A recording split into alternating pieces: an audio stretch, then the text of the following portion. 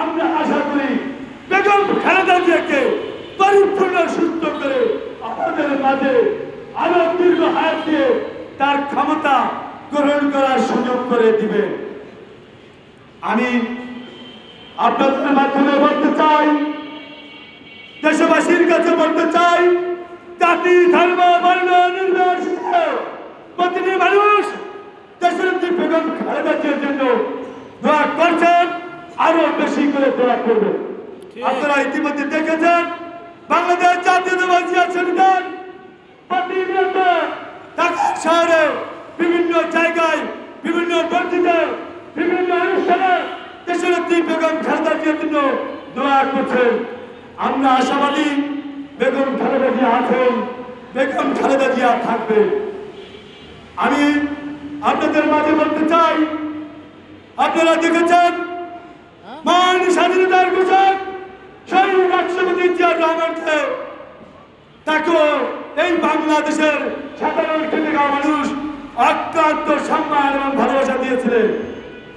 সেই জিয়া পরিবার বারবার এই দেশের ক্রান্তিলগ্নে হাল ধরেছিলেন।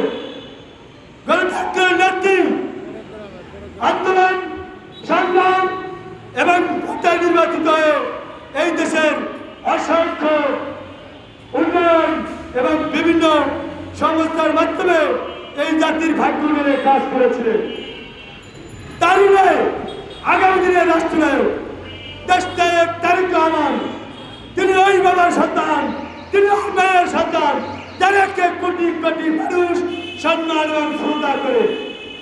তিনি আমাদের ভারপ্রাপ্ত চেয়ারম্যান তারেক রহমান।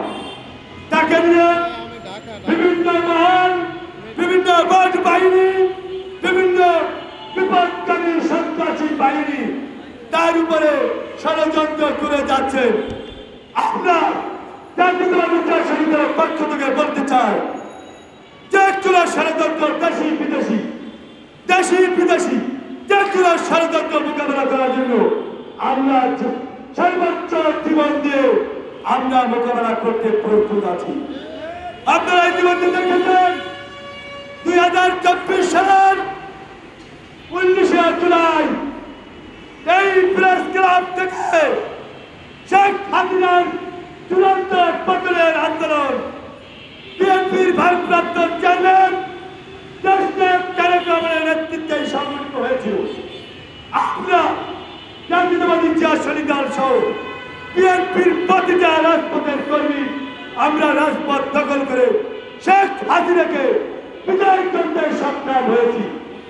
অতএব যারা ষড়যন্ত্রকারী, যারা ষড়যন্ত্র করছে, ভবিষ্যতে তারা ষড়যন্ত্র করবে, সাবধান হয়ে যান।